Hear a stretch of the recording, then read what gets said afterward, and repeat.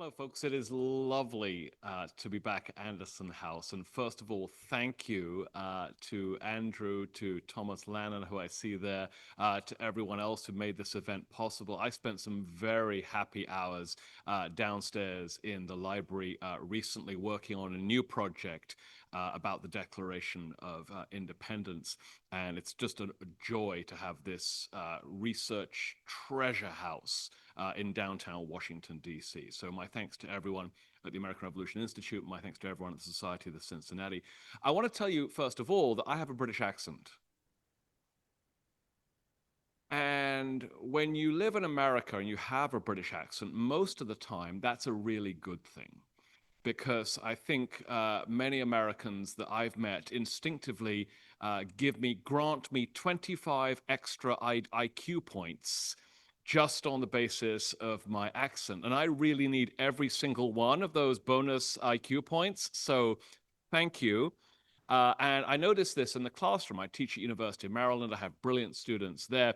And if I'm teaching the US survey, the first half of US survey from, say, 1492 up to the end of Reconstruction in 1877, usually my freshman students will notice my British accent pretty early on and say, oh, well, he must be smart.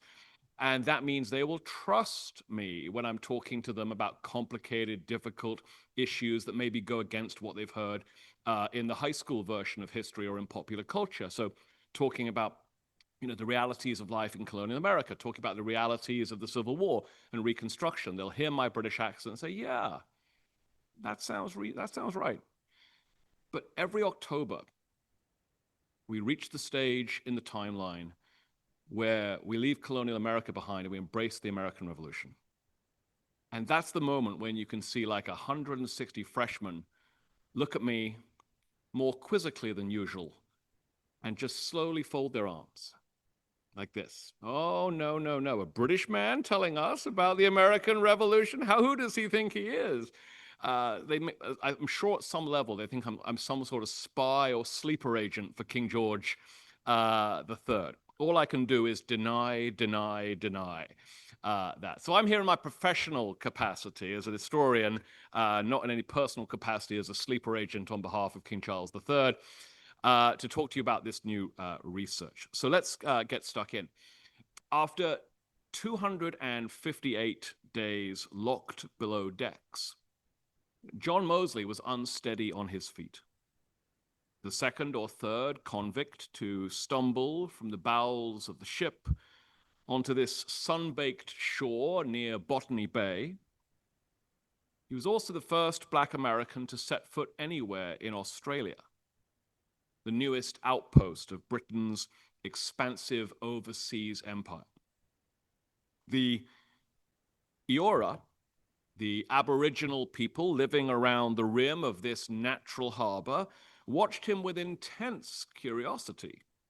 A tall, dark-skinned stranger, at the head of a line of pale, blinking men, women, and children, all dressed in ragged clothes.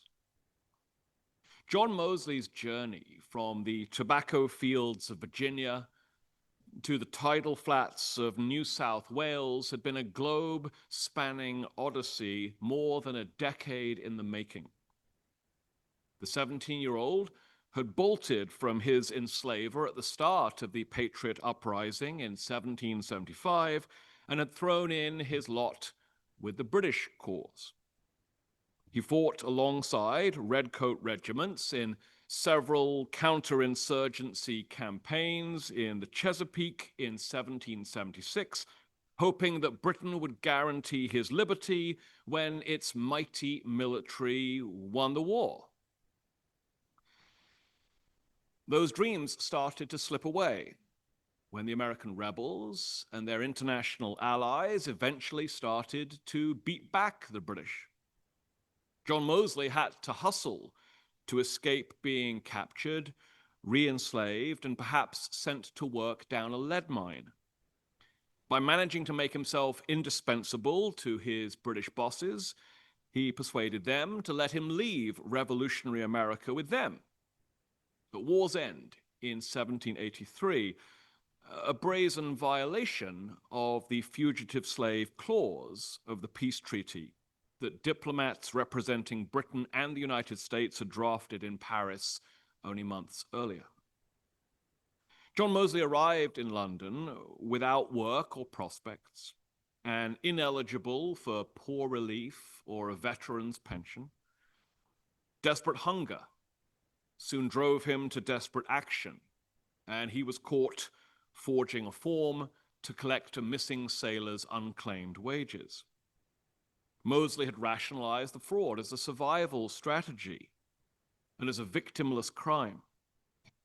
But the judge at his trial at the Old Bailey disagreed and sentenced him to 14 years of hard labor in the British colonies instead. Back before the Revolutionary War, Britain had dispatched most of its convicts to serve out their terms in the North American colonies. But independence had put a stop to that. So guards shoved Mosley onto a small ship scheduled to sail to a new penal colony on the other side of the world. He would spend more than a decade as a convict field hand in Australia, using a machete to hack long, coarse grass to feed cattle, and blunting axe after axe to clear trees to make way for rough-hewn huts and houses. In 1800, he received a conditional pardon for good behavior, along with a 50-acre land grant. Fully 25 years after escaping from enslavement in Virginia, John Mosley was finally a free man, a settler, a founder, even.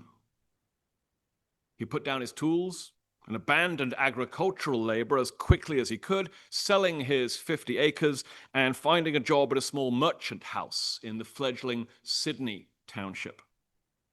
Once he found his feet, he launched his own business, proud to be working for himself at last, and for nobody else.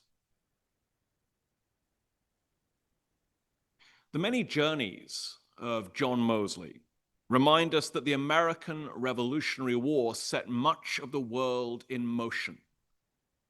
Convoys of Navy ships, cargo vessels, and prison transports snaked across every ocean on this planet in this great age of sail.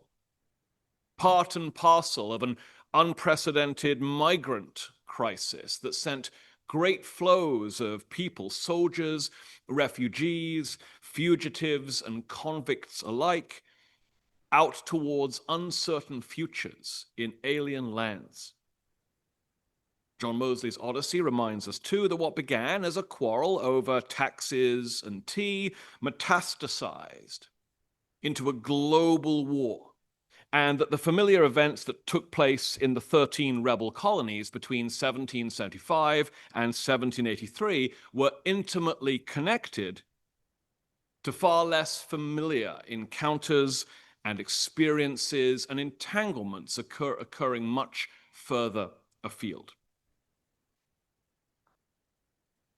Growing up outside London in the 1990s, I learned a lot about the Spice Girls, but almost nothing about anything I've just told you. At the kind of, wait for it, at the kind of, come on slides, at the kind of budget Hogwarts that I attended, all blazers and Latin declensions. History began with the Tudors, those serially married monarchs who, at least as my first history teachers told it, defeated Catholic France, then defeated Catholic Spain, and then defeated the Catholic Pope himself, all while inventing naval supremacy and the Protestant work ethic. From there, we actually leapt over centuries of empire, slavery, and revolution in America to arrive triumphantly and immediately at the First and Second World Wars, our national curriculum's equivalent of comfort food, Britain standing alone, plucky, defiant, saving civilization twice. Those omissions were deliberate. The creation of national myths always is. To linger on the American Revolution would have been to dwell on defeat, humiliation, and loss. Who wants to teach school children that their nation once fought a war against farmers with muskets and lost? And yet somehow, the American Revolution managed to reach across the Atlantic and find me. And when it did, it changed my life. I'd gone to Cambridge University to study medieval European history, think of popes and plagues and cathedrals and stuff like that. But I soon exhausted every medieval offering that a monolingual English undergraduate like me could manage. In search of needed course credits, preferably a course that met no earlier than about 10 a.m., I ended up stumbling into a class on colonial and revolutionary American history taught by Professor Betty Wood, who you see on the right here, one of just 3 North Americanists out of a full-time faculty at Cambridge of 70 historians. What I found was a revelation. Professor Wood was a working-class Northerner who'd become one of the most formidable historians of her generation. She was brilliant and biting and funny. She made the history of colonial and revolutionary America enthralling and seismically important, and I've dedicated the new book I've written to her. Her classes got me thinking, and they got me reading, and quite frankly, I was hooked. Within a year of meeting Professor Wood, I'd abandoned medieval Europe for the swamps, plantations, and battlefields of the Atlantic world, and set off for graduate school here in the United States. But after I completed my Ph.D., got married to a woman from Missouri, became a proud naturalized US citizen, and began to teach history to American college students, which is what I do now, I made a startling discovery. We in America have our own collective amnesia about the revolution. We definitely do not forget it. We remember it constantly, of course, but we remember it often selectively. We cherish it, we parade it, we sometimes costume ourselves in it, but we crop it like a family portrait in which only George Washington and a handful of other founding fathers make the cut. Despite the Herculean efforts of our K-12 teachers, popular culture has taught our children a shrunken and sanitized version of the American Revolution. Most young people arrive in the first-year courses I teach at University of Maryland convinced they already know everything they need to know. Jefferson writes the Declaration. Washington crosses the Delaware, and then Cornwallis surrenders at Yorktown.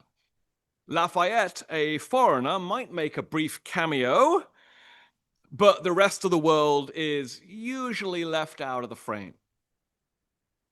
Studying the American Revolution in a bit more depth reveals that this narrowing of the narrative is itself a crucial part of the global story.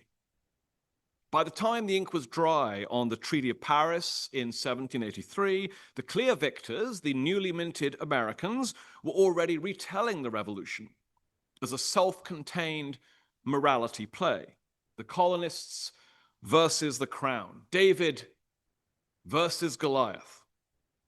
The messy global reality of the war, that France bankrolled much of it, that Spain fought to recover territory lost from Britain, that enslaved and native peoples were both actors and victims, was inconvenient for the new project of national myth-making.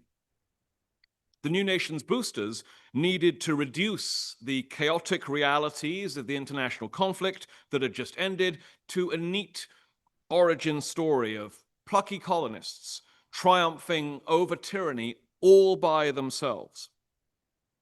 When American historians and artists first started depicting and describing the revolution nearly 250 years ago, they gave short shrift to its many foreign entanglements. They preferred instead a simpler story in which homegrown heroes faced down all the king's horses and all the king's men entirely on their own. And the British, all too eager to ignore their debts to erstwhile allies of their own, did nothing to dispute this streamlined version. The problem with myths, though, is that they stick. Generations of Americans have grown up with a revolution stripped of its entanglements, reduced to a few undeniably heroic, yet simplistic set pieces. The result is that the revolution appears less part of world history than as an exception to it, a story apart, rather than a story among. The truth, I think, is more complicated and much more interesting. The revolution was, from beginning to end, a global struggle upending lives from Boston to Belfast to Belize and Botany Bay, from New York to Nassau and Nicaragua, from Philadelphia to Pondicherry and Prussia, and from Charleston to Cape Verde and Cape Town. The war in America provoked a German father to take a hatchet to his eldest son's trigger finger to make certain the boy could not be conscripted into the army his ruler had rented out to King George. The war in America led a descendant of the Incas to be drawn and quartered by Spanish troops in Peru for trying to stage his own independence movement. The war in America ultimately led Chinese dock workers to dump thousands of chests of East India Company opioids into the Pearl River in intentional homage to the Boston Tea Party. The evidence of this being a worldwide war is everywhere once we start to look, often hiding in plain sight. I see it in the overlooked statue of Bernardo de Galvez, the great Spanish victor at the Battle of Pensacola, moldering in a forlorn Washington Park about a mile from here. I see it in a storefront museum in Nova Scotia, where I recently stood listening to a descendant of Black asylum seekers recount his ancestors' journey from slavery in America to refuge in Canada and then onward to West Africa. I hear it in the questions of high school students I taught in Taiwan a few months ago, who wanted to know about the East India Company's tea trade in Canton rather than about Thomas Jefferson's quill pen. Of course, patriot leaders, like many of the Continental Army officers we celebrate here at the Cincinnati, understood the global reach and resonance of this great struggle for independence from its beginning. Benjamin Franklin, in particular, worked tirelessly over these 8 years to kindle a civil war within the British Empire into a worldwide blaze. In 1776 alone, Franklin trekked to Canada to persuade the Quebecois to rise up against British rule, drafted a German-language handbill to provoke Hessian desertions from the king's ranks, and set out across the Atlantic to try to secure military alliances with France and Spain and the Netherlands. Over the next 90 months he spent in Europe, Franklin would continue to widen the American war in any way he could think of, hiring Irish sailors to raid British merchant shipping, toasting the victories of King George III's enemies across South Asia, that's India, and recruiting a certain Prussian drill master to rush to Valley Forge to whip the Continental Army into fighting shape. Franklin was also responsible for engineering the global peace settlement in 1783 in Paris. That extraordinary treaty not only secured the independence of the United States, it also authorized the new nation to push back the Spanish Empire's encroachments into the Illinois country and seize vast territories from native peoples, redrawing almost every boundary line in North America and pushing Franklin's own fledgling republic's western border 1,000 miles into this continent's vast interior. Even the Declaration of Independence anticipated that the fight for America's future would be the work of many hands in many places. On July 4th, 1776, an Irish immigrant to Philadelphia worked late into the night to set the final text of the Declaration into type on a printing press. Born in County Tyrone, in what is now Northern Ireland, John Dunlap had a contract to print all of Congress's official documents, and by morning, the morning of July 5th, he produced 200 identical copies on large sheets of Dutch paper destined for distribution across North America and around the Atlantic world. Everywhere it went, the Declaration announced its grand purpose, informing the international community that 13 British colonies had formed a new political union that was eager to join the powers of the earth. And this was not simple courtesy. The delegates in Philadelphia knew that they would need hard cash and generous credit from deep-pocketed trading partners, as well as more boots on the ground and massive naval support to defeat Britain.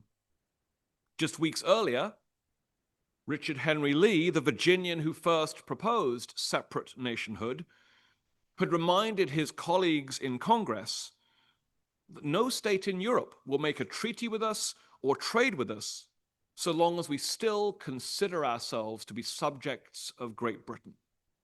Lee was convinced that a global declaration of the Patriots' sincere ambitions for independence was the only means by which foreign alliances can be obtained. Seen in this light, the document John Dunlap printed on the night of July the 4th was actually what one historian has called a declaration of interdependence. This is why the delegates translated it into multiple languages immediately and sent copies addressed to King Louis XVI of France and King Carlos III of Spain on the first ships bound for Europe on July the 8th. It explains why John Adams drew up talking points for treaty negotiations with both nations just 10 days later. It explains why Congress dispatched their best man, Benjamin Franklin, to Paris that fall. Those printed proclamations of intention and invitation reached Spain, Austria, the Dutch Republic by the end of August, and France, Denmark, Switzerland, Poland, and the Italian states a few weeks later. It would take Franklin and his fellow envoys many months of lobbying to persuade Europe's great powers to sign official terms of military alliance. However, his team quickly secured their covert support in the form of money and supplies. As a result, the Continental Army soon received much-needed shipments of muskets and gunpowder sourced from arsenals in the French and Dutch Caribbean, and loans to pay soldiers' wages from donors in Spanish Cuba. The men and boys who benefited from this bounty of foreign assistance were themselves strikingly polyglot and pluralistic. The Continental Army's senior ranks, as many people in this room know, boasted volunteer officers from as far afield as South America and Eastern Europe. Many rank-and-file enlistees were also recent immigrants, and patriot regiments hummed with a cacophony of different tongues, different accents, different dialects throughout the war. Among the Continental Army soldiers taken prisoner by the British at the Battle of Trois-Rivières in Quebec in 1776, for instance, 89 of 200 Continentals told their redcoat captors they had been born overseas. And King George's own coalition was no less multicultural, multilingual, and multinational. Warriors from more than a dozen native nations in the Trans-Appalachian West helped the Redcoats engage rebel forces, as did perhaps 25,000 black fugitives from slavery, like John Mosley. 19,000 resident white loyalists also supplemented British troops, as did at least 8,000 Irishmen, and more than 30,000 soldiers loaned to the king by princes in 6 different German states. When coupled with the Royal Navy's initially uncontested command of the seas, all of this manpower was enough to provide the British cause in America with a critical early advantage.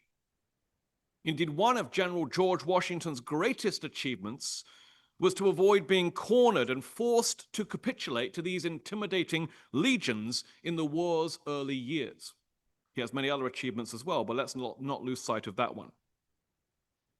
And Washington's wartime correspondence makes clear that he understood that the Patriots' most pressing priority was to divert British soldiers and sailors away from the American battlefront and tangle them up in costly, distracting operations anywhere else.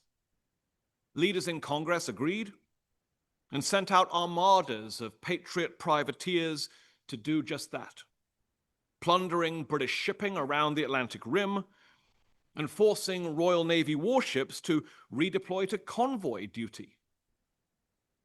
Of course, the Patriots' real breakthrough came in 1778 and 1779, when the fleets of France and Spain finally joined this contest, thanks to American diplomacy, of course. And those fleets set about turning all of the world's oceans into battlefields.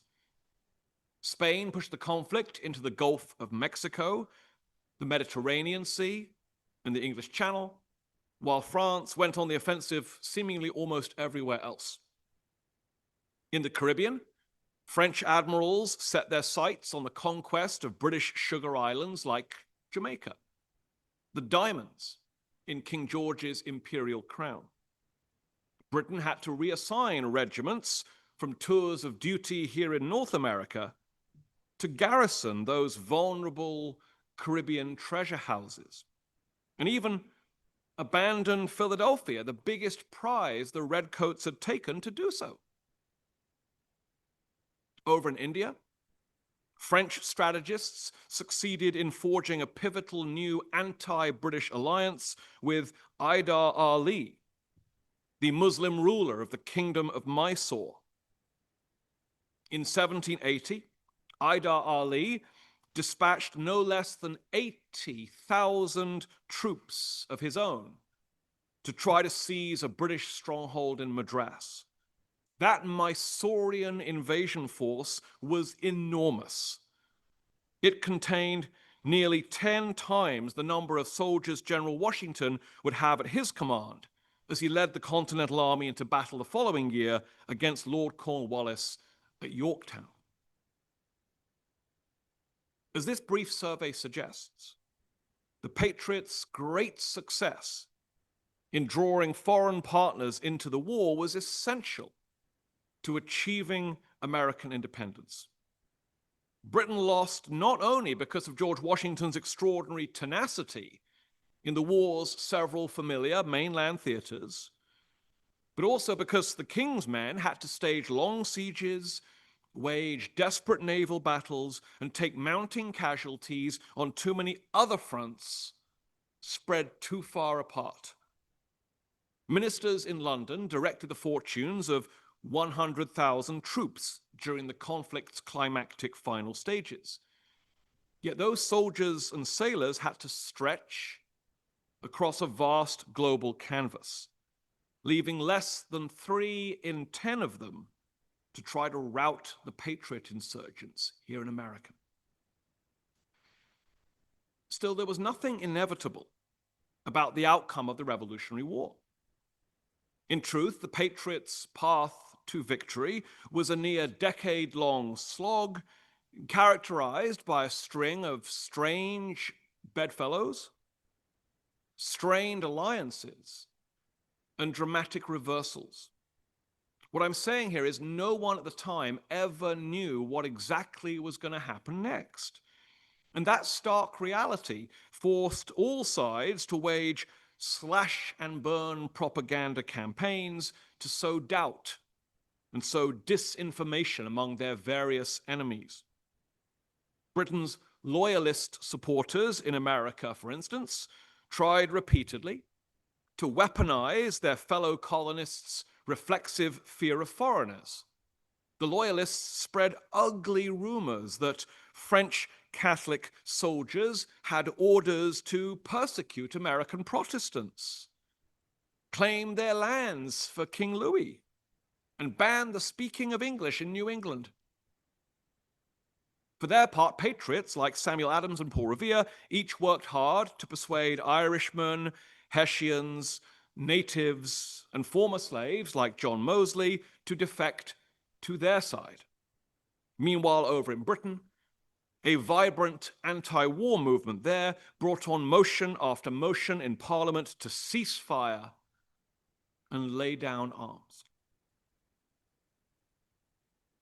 From the first shots at Lexington and Concord in 1775 to the last cannon blasts at Cuddalore in eastern India in 1783, the revolution broke boundaries and crossed borders.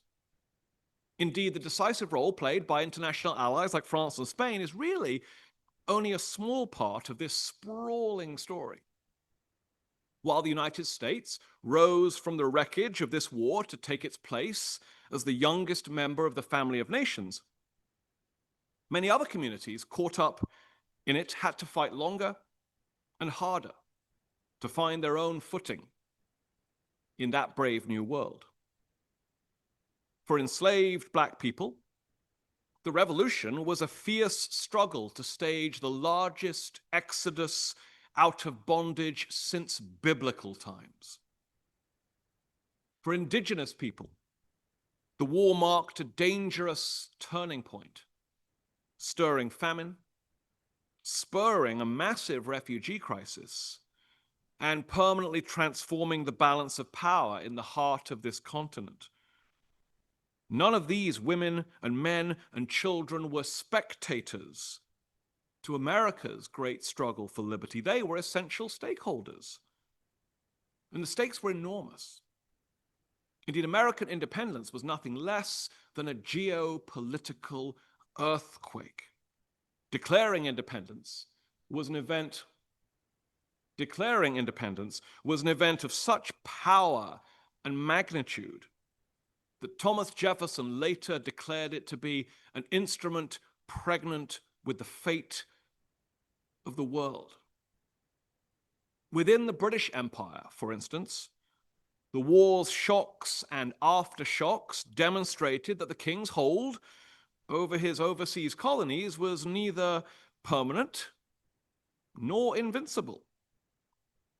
That revelation prodded insurgents in British possessions from Ireland to Sierra Leone to take to the streets to assert their own ambitions for economic and political autonomy over the decades to come. American independence also cut the number of enslaved people laboring under Britain's flag by 500,000, knocking the pro-slavery lobby in London off balance and dramatically diminishing that lobby's political power. Activists in London leveraged that wholly unanticipated outcome to accelerate the rise of an organized anti-slavery campaign after 1783. The Patriots' dreams of liberty ricocheted around much of the rest of the planet too, pushing questions about human dignity, popular sovereignty, and citizenship towards the top of the global agenda and equipping rights seekers everywhere with a potent new vocabulary. Of course, the Patriots' fight for self-determination did not break the grip of every entrenched political hierarchy. In fact, you may be surprised to learn that in some places it produced decidedly counter-revolutionary results. In the Spanish Empire, for example, senior ministers responded to events in America with an authoritarian crackdown to try to bolster their own imperial control. Nor did the rebellion bring on the abrupt collapse of the British Empire. King George surrendered 13 of his mainland colonies to the newly United States, but he held tight to more commercially valuable possessions elsewhere. The British Empire emerged from the maelstrom of war arguably stronger and certainly much more ambitious than ever, having offloaded what it saw as its most troublesome properties.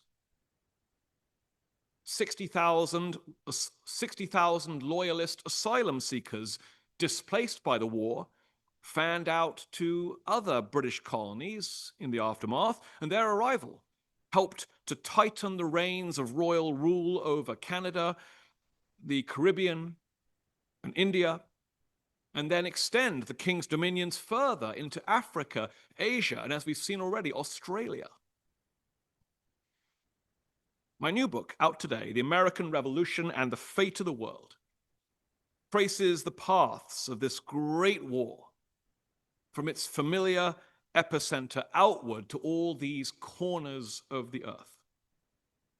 I'm not going to reveal here all the wild twists and turns the book makes, as I want you to experience all those surprises for yourself. But I will say here that you haven't heard the half of it tonight. It's a wild story. It's a brand new history that aims to broaden and complicate a conflict too often perceived only as an isolated drama, while I advance 7 big arguments. First, I argue that the revolution stirred the mass migration and circulation of enormous numbers of people across a sweeping stage. Think of John Mosley, for instance. Second, I argue that the war was not an inevitable march to patriot victory, but instead the highly contingent result of improbable choices and last-minute improvisations. Third, I argue that naval power was an important key to military success, and that what happened at sea often mattered just as much as what happened on dry land. Fourth, that the governments and soldiers and civilians who wrestled for global advantage often acted on the understanding that trade was power just as much as territory might be. Fifth, that the human cost of this 8-year war was catastrophic for many of those caught up in its tides. Sixth, that the Patriots' struggle for self-determination stirred imperial authorities to increase oversight and security over their remaining colonial subjects. And seventh, despite all of that, this was a conflict in which the call for liberty rang around the world as never before. Mobility, contingency, sea power, catastrophe, authority, liberty, commerce, these 7 essential themes come into clear focus when we frame the Revolutionary War in transnational terms. However, this worldwide conflict was fought and felt on a human scale. I think its impact is best understood through close scrutiny of the wartime experience of individual people like you and me. So the new book is centered on the lives of about a dozen key characters. You've already met John Mosley. In the book, you'll also meet, and forgive the use of AI imagery here, in the book, you'll also meet Molly Brandt, the Mohawk woman who fought to preserve a fragile alliance between the Haudenosaunee and the British Crown. You'll meet someone I hope more familiar than some of these other people I'm mentioning, this guy. You'll meet Baron Steuben, the flamboyant Prussian mercenary who worked to Europeanize the Continental Army. You'll meet William Russell, the Boston school teacher turned privateer who was taken hostage and thrown into a black hole detention center 3,000 miles from home. Some of his papers are here at the Cincinnati. You'll meet Harry Washington, the black man who escaped slavery in America and later declared his own independence against British rule in West Africa. That's a wild story everyone should know. And you'll meet Peggy Shippen, the Philadelphia debutante whose decision to persuade her husband to switch sides led them to flee revolutionary America in hopes of starting over in India. And I encourage you to Google who Peggy Shippen's husband was. Don't shout it out if you know. As the United States barrels towards its 250th anniversary, it may be tempting to return to the familiar and perhaps restrictive rebels versus redcoats script. But I think we should try to resist that impulse. Because to recover the wider history of America's founding fight is to tell not only a truer, but a much richer and I think more interesting story. It will mean asking the Sons of Liberty to share the stage with indigenous warriors and enslaved Black Americans who saw this war as their best chance for freedom. It will mean setting the signers of the Declaration of Independence alongside Chinese tea pickers, Sierra Leonean separatists, Irish privateers, German deserters, French sailors, Spanish blanket weavers, loyalist war widows, British pacifists, South Asian rulers, and Jamaican washerwomen.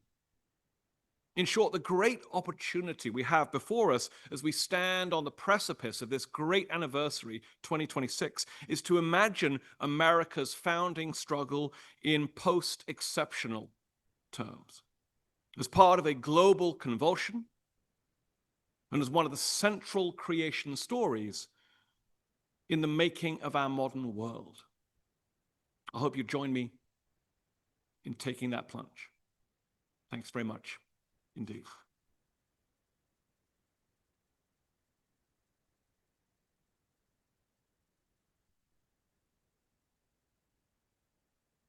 Thank you very much, Dr. Bell.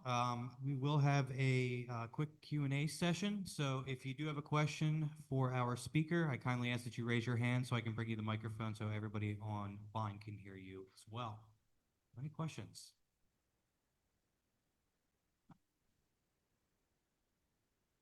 Do you feel courageous enough to simply make a prediction of what would have happened in the war if the French had not come in, if French and Spanish had not come in? Do I feel courageous enough? That's the word. That's an ominous word in a question for an audience member, right? Do I feel courageous enough to say what would have happened if France and Spain had not gone into the war? You know, I think there's been a body of scholarship which has convinced me of just how useful France and Spain is. The great historian Larry Ferreira, you may have read his book Brothers at Arms, makes a very compelling recent case in just the last few years about that critical aid.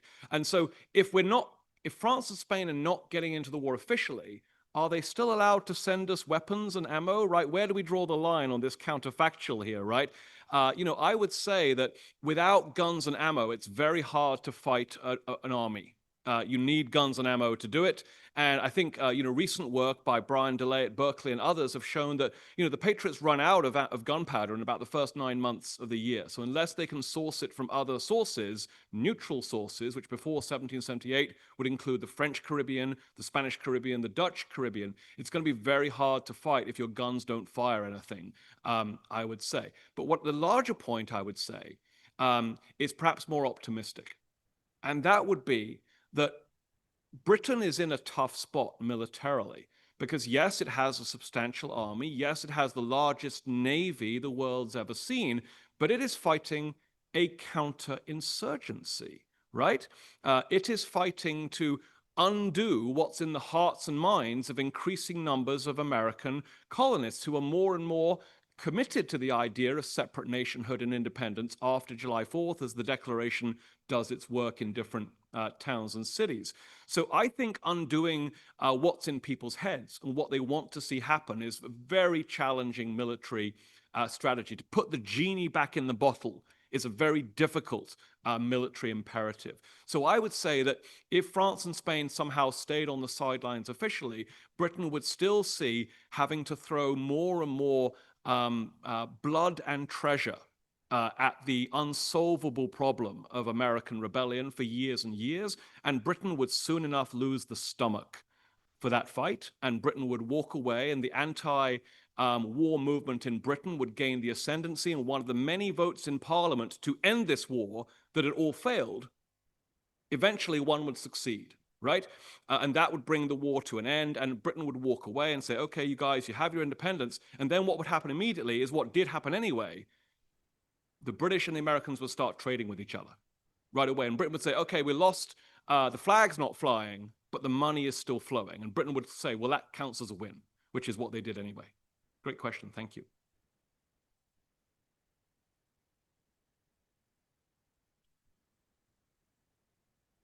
Hi, you mentioned that you use some of the papers of one of the people that you have in your book as one of your characters here in the Institute's library, their archives. What other materials did you use from the local library here? The local library. What a local library. If every neighborhood had a local library like the Cincinnati, right, we would be a blessed place indeed.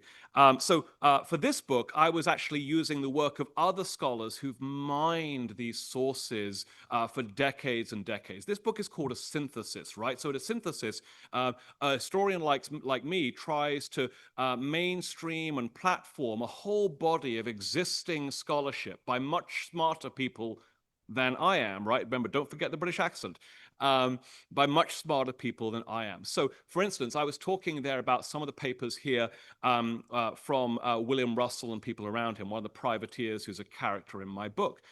And everything I know about William Russell and his papers is due to the extraordinary work of an American scholar who now lives in Edinburgh called Frank Cogliano, who's a friend of mine, who wrote a short biography of William Russell using all of his surviving papers. And in every aspect of this book, this global history, I am pulling together different strands of history that don't normally get pulled together, that don't normally get woven next to each other, right? So you don't normally read about the Hessians, for instance, which is chapter 4 of my book, when at the same time you might read about the Spanish role in Pensacola in Florida, right? These are normally separate historians having separate conversations. I want to bring all my friends under one tent. I wish it was as nice as this tent we're in right now, and have that conversation. I think that conversation is loud and boisterous and incredibly interesting when you bring 14, 15 different strands of historians to get to speak to one another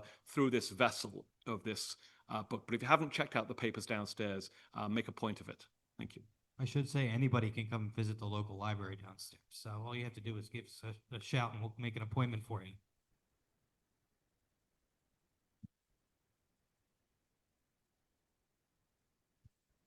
So you went back to your British background. looking at it from a British standpoint, did they ever do an analysis in terms of where did we go wrong? How could we have won this war and kept the colonies to be another Canada type of thing?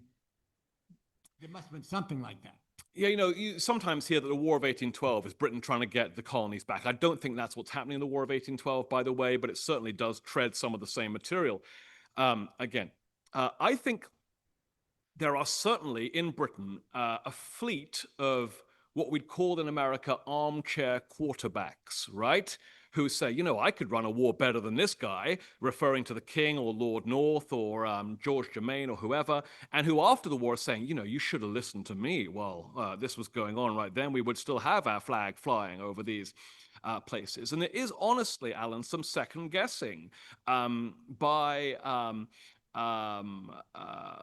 members of parliament, both within the government and in the opposition faction, about whether continuing on with the business of running an empire, overseeing an empire, is a good idea for Britain, right? The loss of the colonies is so humiliating that some British politicians say, yeah, we should jack in the whole thing. We should pull the British flag down everywhere. We should walk away. This is too expensive. We're not good at it, right? They could rise up anywhere else the British flag is flying, and what will we do? Fight another revolution and lose that one too? Why are we doing this, they would say, when we could just give them their freedom, independence, and we could start trading with them so the money would start flowing again. That sentiment is in British politics as a direct result of the loss of the American colonies. And does that sentiment win? It does not.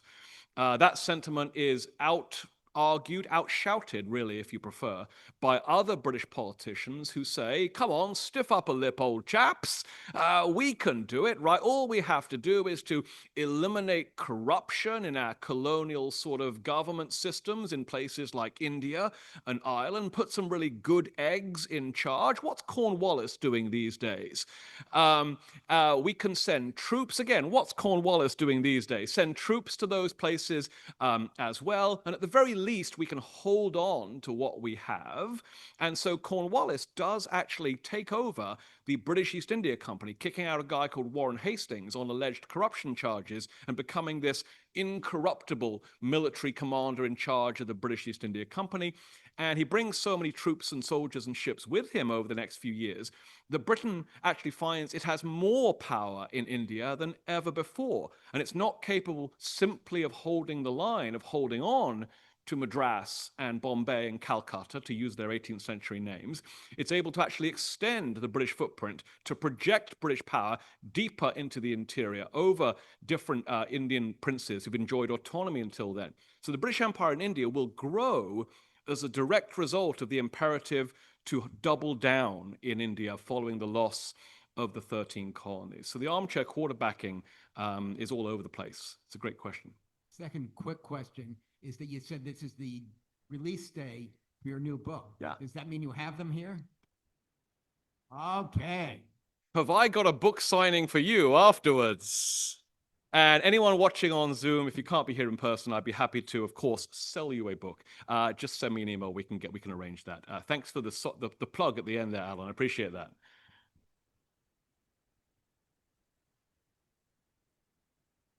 Thank you very much for a very illuminating lecture. My question is, could you comment on the role, if any, of Russia in terms of Russia, the revolution? The role of Because Russia. correctly, Catherine the Great refused to give soldiers to the British army, but I would welcome your comments. Yeah, Thank great you. question. The question was about Russia's involvement, right? So the only other book that's tried to tackle the American Revolution in global perspective is about 50 years old. It came out in 1976, let's say, probably for the bicentennial. It's a collection of very short essays about the American Revolution as experienced by different populations around the world. And one of those very short essays, it's really a handful of pages, is about Russia. So everything I know, I learned from this short essay, which is 50 years old. And what I think I know, one of the things is the thing you said already, which is that when King George is looking looking to rapidly ramp up the number of troops in North America in 1775 and 1776 to create a troop surge, as if he was General Petraeus, right? To create a troop surge to level up the counterinsurgency campaign. He wants to get all his troops to there as quickly as possible. He doesn't have enough manpower in Britain. He doesn't have time to train up 50,000, 30,000 new soldiers like that. So he turns to people in Europe who have an army, who are not using it right now because it's peacetime largely, and see if they will rent their armies to him. And he goes to one place, first of all, and you know this because you said this. He goes to Empress Catherine the Great in Russia and says, will you loan me your army or a big chunk of it? And she says, let me think, no. I won't. And we could get into the reasons why, but it's a big, humiliating setback at the start of the war for King George as an international statesman to not be able to get Empress Catherine to do that for him.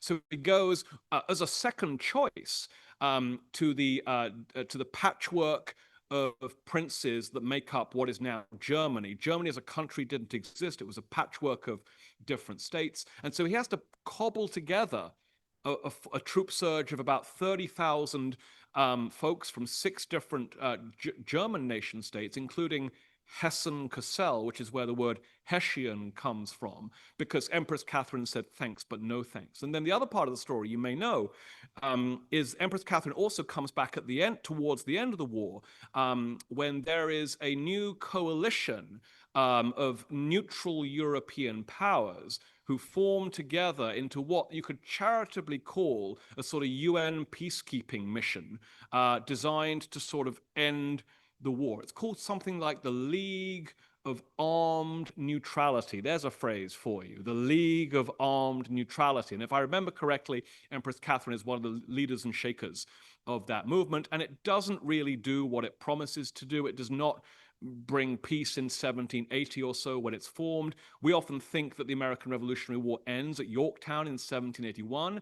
It doesn't. It goes on for another 18 months. It ends in southern India in 1783. So the League of Armed Neutrality doesn't achieve at least its stated purpose, but it does sell a lot of weapons systems at the time, and maybe that was actually its governing purpose. So that's what little bit I know about Russia. Great question. Thank you.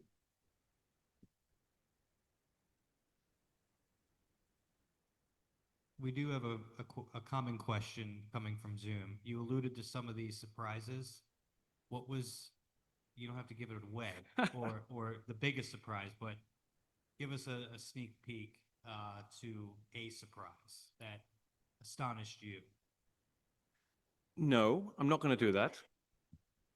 I want people to read this book. But I will say that, the distance between what all of us who move through life thinking we know the story of the American Revolution and what historians like Frank Cogliano, Frederica Beyer, Kathleen Duval, Cassandra Pybus, and others who've dug into the different and disparate corners, what they know to have actually happened using primary sources like those here at the library, the distance between myth and history is actually quite large because, the American Revolution is not just one war that happened in American history. It's our founding conflict. So how can it not have achieved iconic status? It's right and proper that it's achieved iconic status. It is right and proper that folks like George Washington take up a lot of oxygen and bandwidth in our national conversations, both then and now. These people deserve attention and commemoration. But as we do that, we always sort of move towards an impulse to tell ourselves the most simplistic and flattering stories about our past. And I am proof of that, having been told that Britain defeated the Nazis single-handedly, which I think everyone in this room knows to be a fiction, maybe even a lie. I think, people everywhere are told by their national states and national governments and popular culture useful, patriotic, inspiring, heroic stories. But history is always messier, always more chaotic, always more surprising than that. And that's what makes studying history and all its chaotic, surprising wildness just so interesting for me, and I hope my students, and I hope all of you as well. Dr. Bell, thank you so much. One last question coming from Zoom. You mentioned that they could just email you. Where can they find your email? So my name is Richard Bell. I teach at the University of Maryland. If you can remember those two things, my name, Richard Bell, my university, University of Maryland, you'll find my email address right away. In short, it's rjbell@umd.edu. And I will put that in the chat for our viewers on Zoom. Again, Dr. Bell, thank you so much for coming back and speaking for us here at Anderson House. Thank you all for attending in person and wherever you may be in the world. We hope you come out next time and get home safe, everybody. Thanks for your continued support of our mission. Good night.